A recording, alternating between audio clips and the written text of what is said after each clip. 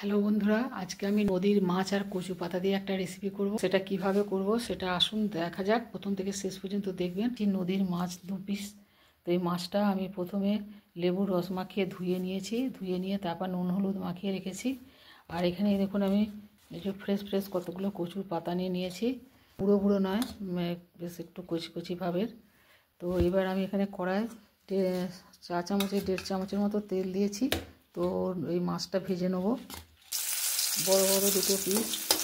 এটার মাছের তার নাম জানি না বন্ধুরা, নদীর মাছ। এই মাছের একটা আলাদা গন্ধ থাকে, যে গন্ধটা অনেকেরই ভালো লাগে না। আমার তো একদমই ভালো লাগে না। তার জন্য আমি একে প্রথম লেবুর রস মাখিয়ে ধুয়ে নিয়েছি, নুন হলুদ মাখিয়ে রেখে এবার এটা রান্না করছি। এবার কীভাবে রান্নাটা করি ওটাই আপনারা দেখুন। আশা করছি আপনাদের এটা খুবই ভালো লাগবে। তো এখানে মাছটা ভাজা হবে আর আমি এই কচু পাতাগুলোকে একটু কুচিয়ে নেব। মাছ ভাজা হয়ে গেছে, মাছ তুলে নিচ্ছি। 2 পিস মাছ ভেজে নিয়েছি। এবার এখানে একটা কড়া বসেছি। শুকনো খোলায় এই কচুর পাতাগুলো যেভাবে কুচিয়ে নিয়েছি, ভালো করে ধুয়ে রেখেছিলাম। এবার শুকনো খোলায় পাতাগুলোকে একটু নেড়ে নেব। শুকনো খোলাতে পাতাটা একটু সেঁকে নেবো, যা বলা যায় যেরকমভাবে একটু নেড়ে নেবো। এই কচুর পাতা বাটাও খুব খেতে ভালো লাগে।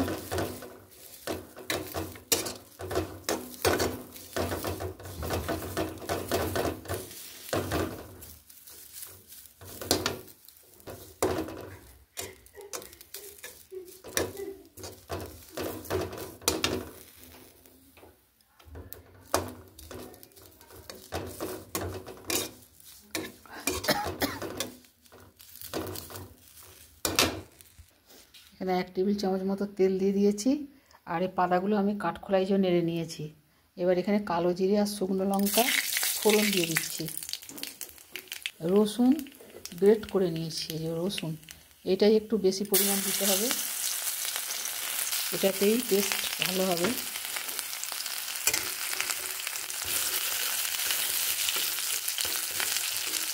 হাফ চামচের মতো একটু আদা গ্রেট করা।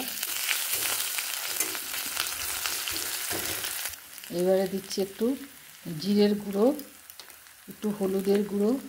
এটা কাঁচা লঙ্কাতে রান্না করছি, গুঁড়ো লঙ্কা দেবো না। এখানে 4টে কাঁচা লঙ্কা গ্রেট করে নিয়েছি আর টমেটো গ্রেট করে নিয়েছি। একটু কষে নেব। এবারে দিচ্ছি একটু ধনেপাতা বাটা, কষে নেব। টমেটো দেওয়ার পরে কষে নিয়েছি। এবারে যে পাতাটা শুকনো খোলায় নেড়ে রেখেছি ওই পাতাটা দিয়ে দিচ্ছি। তো মশলার সাথে ভালো করে এটা মিশিয়ে নেব। পাতাগুলো দেওয়ার পর মশলার সঙ্গে খুব ভালো করে কষে নিয়েছি। এবারে একটু জল দিয়ে দিচ্ছি।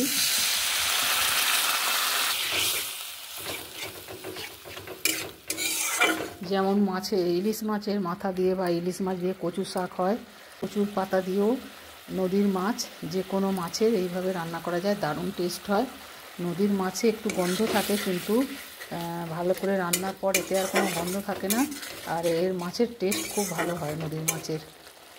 তো এই যে এর কোনো গন্ধ নেই। যারা এই মাছের গন্ধটা যারা নিতে পারে না, ভালো লাগে না, তারা এইভাবে যদি রান্না করেন খুব সুন্দরভাবে খুশি মনে খেতে পারবেন। তো কেমন লাগলো, মাছগুলো দিয়ে দিচ্ছি এর সাথে।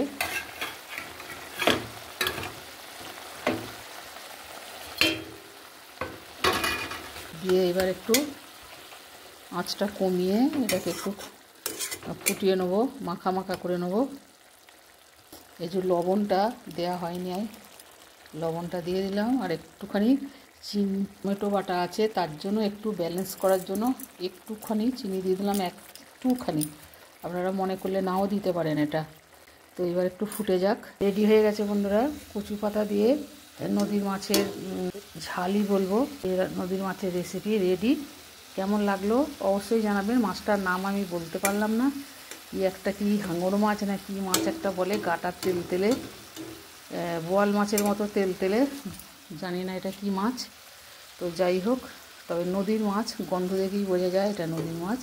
এই দেখুন কেমন রান্না হয়েছে, দারুণ টেস্ট হয়েছে। আজকের মতো রাখছি বন্ধুরা, আপনারা অবশ্যই এইভাবে করে খাবেন, নানা রকমভাবে মুখ পাল্টাবে। আর ভালো লাগলে লাইক শেয়ার কমেন্ট করবেন। আজ মতো রাখলাম, টাটা। জয় মা কালী, জয় গোবিন্দ। হ্যালো বন্ধুরা, নামাবার আগে একটু ওই পাকা তেঁতুলের জলে গুলে একটু কাঠ দিয়ে দিয়েছি এর মধ্যে, কারণ বুনো কচু, খাবার কচুর পাতা নয়, বুনো কচু পাতা মিক্স না নেওয়াই ভালো। তো সেই জন্য একটু তেঁতুলের কাঠ দিয়েছি নামাবার আগে, ওটা আপনাদের বলা হয়নি। রান্না যখন করবেন তখন একটু তেঁতুলের কাঠ দিয়ে দেবেন। রাখলাম।